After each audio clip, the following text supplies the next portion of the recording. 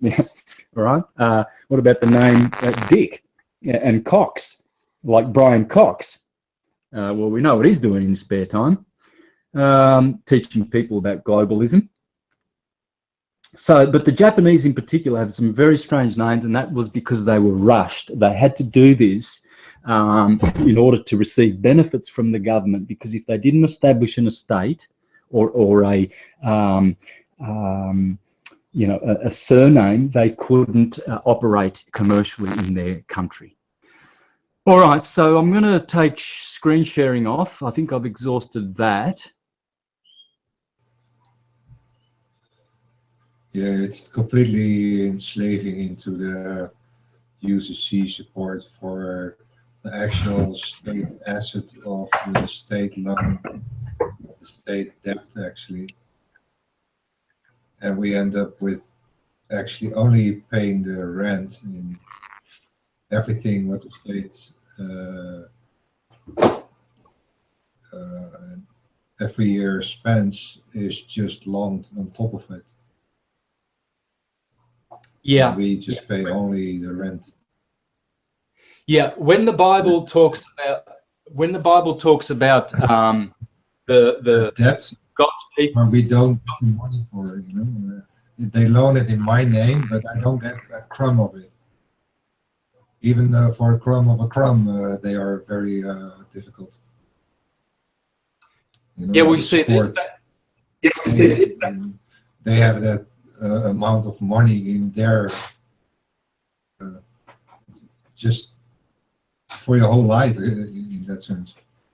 No matter if you're actually working or not, your base income. Otherwise, you know. Yeah, because our real value, our credit to the system, we were converted to debtors in 1933, and so the funds and the trusts that they created in the conquistador days when they started conquering the Americas, etc. That's where our surname money as a creditor still is.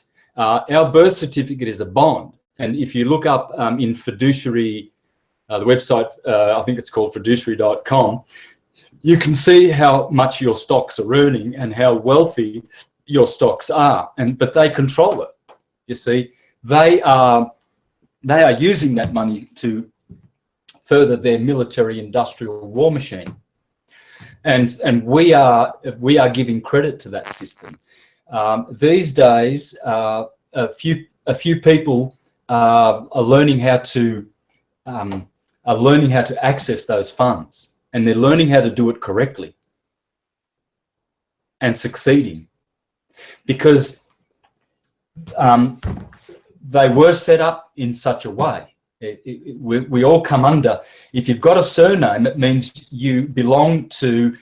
You are essentially, you're supposed to be a shareholder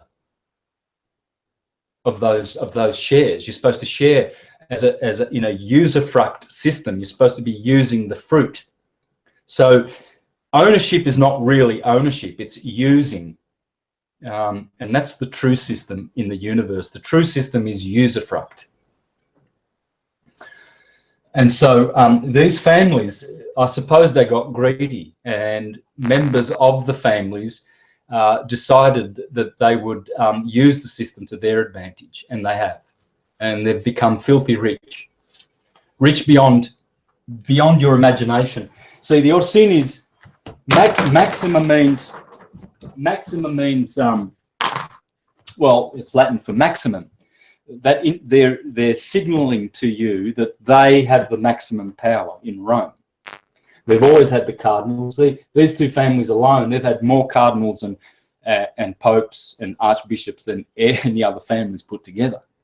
And as you just saw superficially in Wikipedia, we saw how these families have funded all the various different inquisitions. The Inquisition of Mexico, the Inquisition Portugal, the Spanish Inquisition. It's just these families. It's not about, it's not about the Catholic Church being evil, because Catholics are good people. It's not about the Vatican building necessarily being evil. It's about the people who are behind those institutions that control them. And they've insinuated themselves into every nation on the planet. In 1871, they created a new constitution for the Americas, and that was the Jesuits. And then they created the District of Columbia for the Columbia family, and controlled by the Knights of Columbia. And so the descendants of Cristobal Colon are still wreaking havoc on the planet. They've insinuated their way into Australia through the Fabians and through the, you know, all of the Jesuits, and through the banking. We have the Reserve Bank. You have the Federal Reserve in America, which was established in 1913. We have the Reserve Bank, and it's a private bank. And we know that the Rothschilds own most of the shares, at least on paper, and at least what they tell, what we can gather. But wherever you see that red shield, that's how they insinuate themselves. There are so many institutions that look benign and friendly in the world, but they're top heavy with pedophiles, and they're top heavy with unevolved materialistic people. You know, even the police. The police are just the hound dogs of the elite.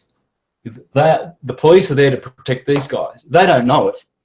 They've sworn an oath to protect and serve, etc. But they've also sworn a second oath to their corporation, because the police are now corporations, and they're run by these families. As you can see, Borghese sounds like Borg. You can see that that's Borg, right? Well, this is how they do this. They behind these names will be hiding their origin, their race, and what they do. They don't hide it. They never have. Even in Wikipedia, you can see all this. So essentially what we have here is empire. Empire is our enemy. It's the enemy of freedom, and they know it as well. So how to defeat empire would be not to use their services, or at least create you know, systems that are different to them. So what we have, I just wanted to finish off with this timeline, which is wrong, but it serves to explain a lot of the history. What we have, the sack of Rome happened in 1527, round about, here. And before that, there was the League of Cambrai, where all of these countries, they all got together and they all surrounded Venice, and they were going to obliterate Venice. But then one of the, I think it was one of the Borgia popes, he decided to back out, because the papal kingdom was also against Venice. They were finally going to destroy all the slavery that Venice was creating on earth. You see, Venice destroyed Byzantium just prior to that, when the Crusades, when they crusaded, they actually were, it was twofold. They had to come here and destroy Byzantium because they wanted access to the Black Sea and the Caspian Sea. Okay, so Byzantium was controlling the East and the Silk Road and China and all that trade, and then they were trading with the Venetians, but they were taking their cut. And Venice does not share. They are not sharers. The black nobility, they have always been centered predominantly in Venice with the Council of 24 Families.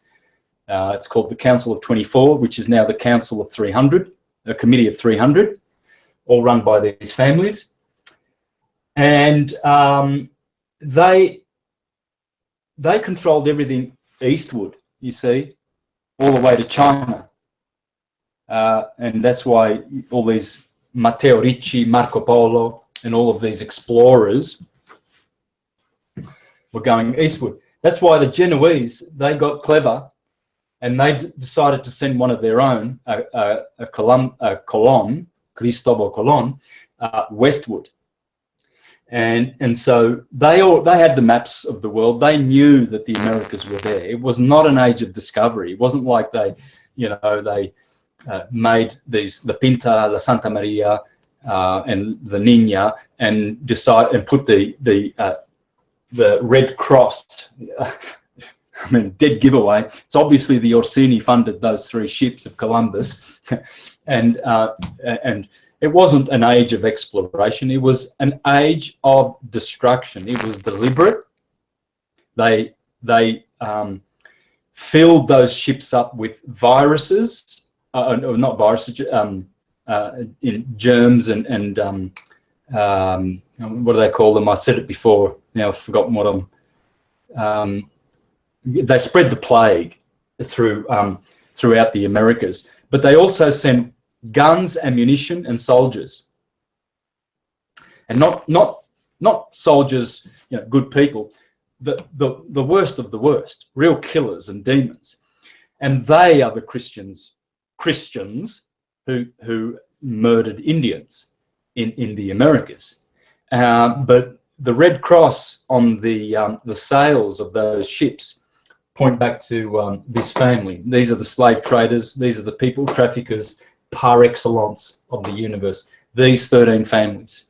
There are many more families that I could include here. There's hundreds. If you go to that website I shared with you, Zeusian Revelations, you will see all the names there. The Bundys, the Collins, the Russell family, the DuPont. That 13, that list of 13 families, that's a subset of these. These are the top of the top. There are no families above these two, put it that way. Whether some of these families have more power in diverse industries like textiles and drugs and pharmaceuticals and guns and drugs, I don't know, and you probably never will know. But what you can know is that no one exceeds the power of these two families. No one. There's no family. You can't put Rothschild on top of these two families. You can't do that. This is it. They are it. So what happened was Pope Paul III, the Farnese, he also made the third of the Sestui KV Trust, called Convocation. Convocation is his papal bull, which takes away which gives ownership of your soul to the Vatican. Okay, so, and before that, various other members of these families created the other two trusts, which those 3 Sestui KV trusts are linked to Unum Sanctum of Pope Boniface VIII, who was a Gaetani and relative of all these. And then with that, he also funded Copernicus, because they needed a slave model to enslave humanity with their globe psyop. And then they founded the Council of Trent. And all of this happened, guys, within... This is the interesting point that I want to make. 1539 was when the Jesuits were founded. Convocation. 1541, the Jesuits. 1543, Copernicus dedicated his globe psyop to Farnese, so they could further their people trafficking business. And then in 1545, the Council of Trent. Now, do you remember, have a look at these years, folks. 39, 41, 43, and 45. Let's put 19 in front instead of 15. World War II started, World War II ended. What else happened in those years? These years are condensed and changed our modern history. But 400 years prior to that, the same pattern occurred where over 6 years, so many changes occurred that the world became irrecognizable for the rest of history. And the same happened in the 1930s and 40s. So when you go to 1530, 1540, you see all these councils and globe theories and Jesuits starting and papal bulls and all of this revolution going on in Europe.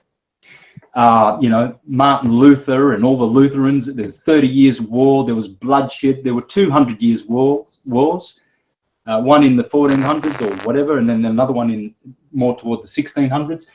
They were all created by these families. And let me show you another list that I have here, which I got off Webster Tarpley, who exposes the black nobility families. And these are the names of the Jesuits who I'll just put this up here so you can see the name. It's very rough. Is this what I? Yes, it is. So starting from the 1500s, you got people like Pietro Pomponazzi, Gasparo Contarini, Francesco Giorgi. They're all behind the bloodshed of the Protestant Reformation and the Protestants as well. So they weren't interested in Protestantism, but they created a different kind, a corporate kind of Protestantism, because Protestantism has already existed. They were the pagans, the witches, the astrologers, and people who protested about being under the domination of Rome. That's how they're labelled. Today they're called, you know, queers, faggots, niggers, you know, and all of these names, you know, that divide us, that point to the colour of their skin, or their choice of sexuality, or their choice of religion. That's what they've always done. Okay, so those three were in the 1500s. Then in the 1600s, we've got Paolo Sarpi and Fulgencio Micancio.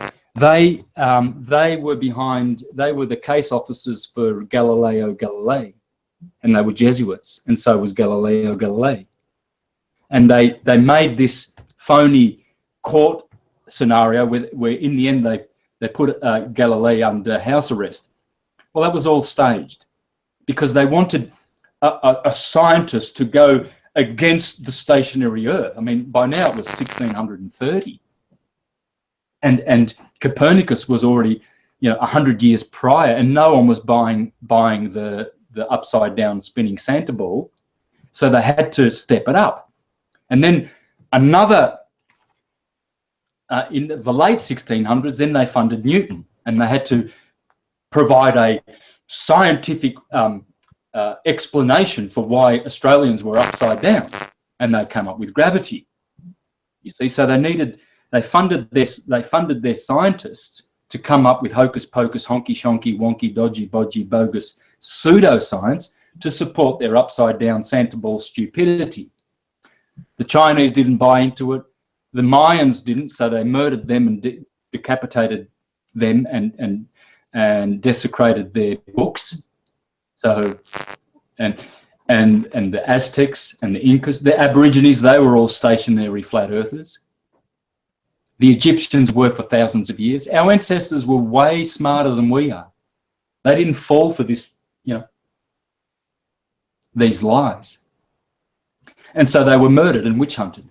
And now, I mean, we still get ridiculed. You know, the flat earthers are still getting ridiculed and witch hunted.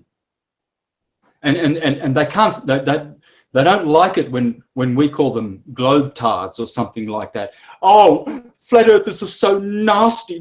They're so rude. They call us globetards and upside down Santa balls. Well, we don't torture globalists, globies in dungeons and murder them and burn them at the stake. We don't destroy their books and burn them and kill them and drug them and chemtrail them and vaccinate them, as these families and their businesses are doing to the truthers who are teaching the true cosmology. We're just calling them names. They can't handle that because they've had hundreds of years of murdering and torturing, and they've got Stockholm syndrome, and they support these controllers with all their energy, and they don't like to be called a globetard. Well, I don't think it compares with all of the bloodshed of the globies that they've done to the earth.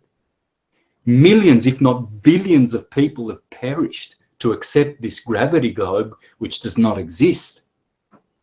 Time for wakey-wakeys, methinks. And then just to finish off, and in the 1700s, then you got Abbot Antonio Conti and Juan Maria Ortiz, who created materialism and utilitarianism, the new religions. And then, of course, that spurned the Darwin's evolution crock and all of those disgusting demonic teachings. But you see, this first group, they funded all of the Copernican, then the second group, the Galileo Galileis, and then the third group, Newton. And then finally, after Newton, with his gravity hocus pocus, no one was accepting it, no one was buying it. The French were laughing at Newton. They thought he was a moron, which he was. He was a Satanist and a demon worshipper and taught pseudoscience. But I would say that the globe has really only been strong only in institutions for the last, I would say, 200 years. And even then, we've had hundreds of truthers like Robotham and Henriette and all of these people who have written many, many books and have resisted the globe and written material to disprove the globe. Okay, so, and here's one that I have called Christian Topography by Cosmos Indio, I forget how to say his name always, I better learn this, Indio Plustus, weird name, Cosmos Indio Plustus, there it is. Okay, and I just wanted to share with you some of the plates. He wrote this, if you go with this timeline, he wrote this book around about here in the 6th century, way before globalism and Copernicus here. He was writing about the flat earth here. And have a look at this, guys. Have a look at the plates. Remember last week I said that the earth will have a rectangle or a square outer shape. Well, this guy was describing this way back then.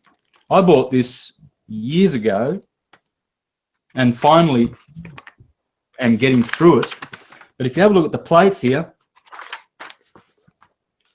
these are some of the plates. There's his rectangle construct. That's the firmament and that's the dome.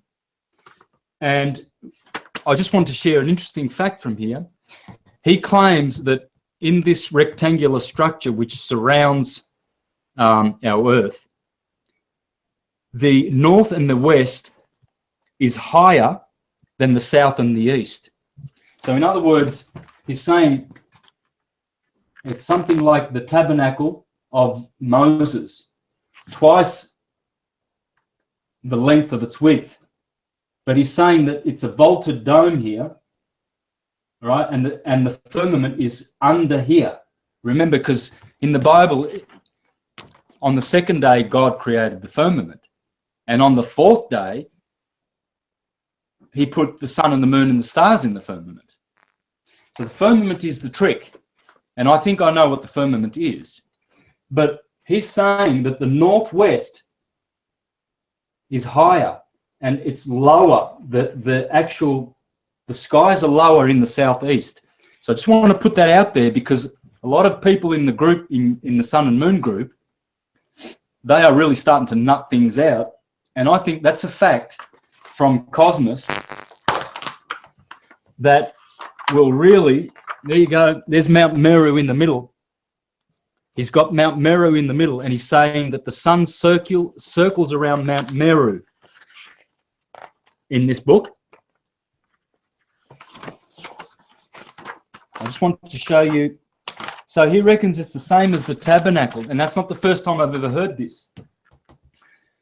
That's why Moses made the tabernacle as a representation of the heavens. Remember, that's why he made the tabernacle, and the tabernacle is twice the length of its width.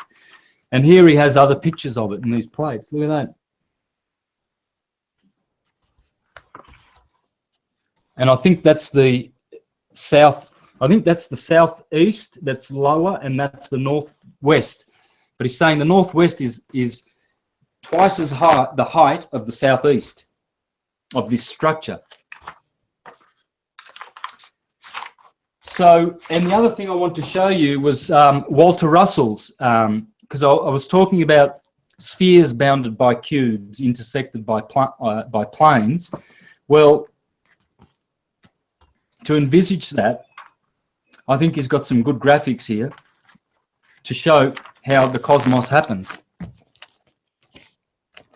See that? There's the spheres, the incandescent spheres, and they bounded by cubes. So when you're looking at spirals like this, so, for instance, when you look at Polaris, it seems as though it's the eye of a vortex, like the Navajo, I think, or the Hopis said. They said that we all come from the north, from that eye. It's like it's a tunnel, and we come from that into the earth. So if you look at that, and you see Walter Russell, he always put. You see where that point of this heliacal energy is. It's at the end of the cube in counter space. It's one of the edges, and the other edge is here. And here you see it intersects. This is the plane. This is why cosmologists are getting confused, because intersecting the spheres bounded by cubes are the planes. This is cosmology, guys. This is nature. Nature works like this. Everything is cubes and spheres. The spheres are in counter space. They are cold, and they are black light. Sorry, the cubes. The cubes. So hence you see the Kaaba. The Muslims, they have a Kaaba, but it's a square. It's not a rectangle, and it's black, because black light, the black light in counter space, is the source of the white light that generates the cubes. And see, they have the intersecting planes. So I thought that was interesting too, pointing us. Our cosmos is like this. It has to be. There's only one form, and it's the torus field. There is only one form. The universe always makes everything in toruses. So possibly what we're looking at is the firmament is probably, so if we got, I want to save all this because I'm going to do a Portuguese show next week on the eclipses and on the families behind the globalism.